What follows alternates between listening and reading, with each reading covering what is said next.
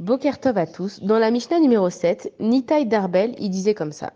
Éloigne-toi d'un mauvais voisin, ne te lie pas à un méchant et ne désespère pas du châtiment. Ça veut dire éloigne-toi d'un mauvais voisin. Tu sais que ton voisin il est mauvais, donc toi, ton rôle c'est de t'éloigner.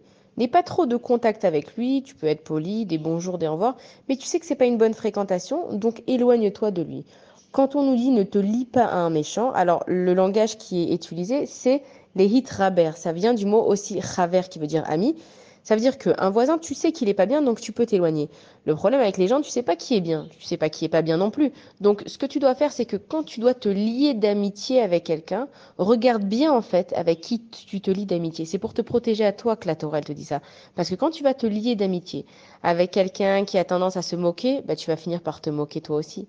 Quand tu vas te lier avec quelqu'un qui arrête pas d'être pessimiste, bah, tu vas finir par être pessimiste toi aussi. C'est comme si tu vas rentrer dans un magasin de parfumerie. Alors d'accord, peut-être que toi tu t'es pas parfumé, mais il y a tellement d'odeurs que en fait, bah, l'odeur elle sent. C'est comme quand tu es aussi à un barbecue. Alors c'est vrai que c'est pas toi qui as fait le barbecue, mais l'atmosphère, la fumée, elle est venue sur tes vêtements, elle s'est collée à toi, donc toi tu sens le barbecue. Et c'est la même chose avec des amis. On te dit fais bien attention, la Torah elle cherche vraiment à nous protéger parce que combien de fois on s'est trompé en amitié? Combien de fois on s'est pris des claques et franchement on n'a plus envie de tomber et de se faire mal. La Torah elle te prévient. Fais attention avec qui tu deviens ami et avant de devenir ami, regarde bien à combien cette amitié elle va être bien et pour toi et pour lui aussi. Et quand on te dit ne désespère pas du châtiment, ça veut dire que rien n'est une fatalité. Akadosh Baruch Hu, il n'est pas là pour nous punir. Dieu, il nous réserve le meilleur dans la vie. La seule façon qu'on se travaille dessus, c'est de nous donner des épreuves. Quand par exemple, je vais dire à Katash Baruch tu sais Dieu, moi je suis une fille qui est pas patiente. Envoie-moi de la patience. Qu'est-ce qu'il va faire Dieu? Il va m'envoyer un cadeau devant la porte, quelqu'un qui va toquer. Bonjour, voilà votre cadeau de patience. Non.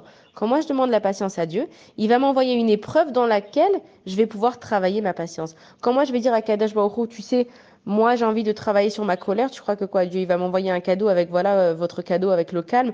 Non, Dieu il va me mettre dans une situation où je vais pouvoir travailler ma colère. Et évidemment, le cadeau qu'il me fait, c'est qu'il me donne les outils avec. Dès que je prie pour quelque chose, en fait, j'ai une épreuve. Ça paraît très contradictoire, mais il faut qu'on comprenne que ce que Dieu il fait, c'est pour que nous, on ait le contrôle sur nous, pour que nous, on soit heureux, pour que nous, on soit protégés, pour qu'on se prenne pas des claques, pour qu'on se fasse pas arnaquer, pour qu'on soit pas triste. Dieu, il veut que du bien dans nos vies. Et si on arrive à le comprendre, on pourra avoir une vie qui ne sera que heureuse, Bezrat Hachem. Bonne journée à tous.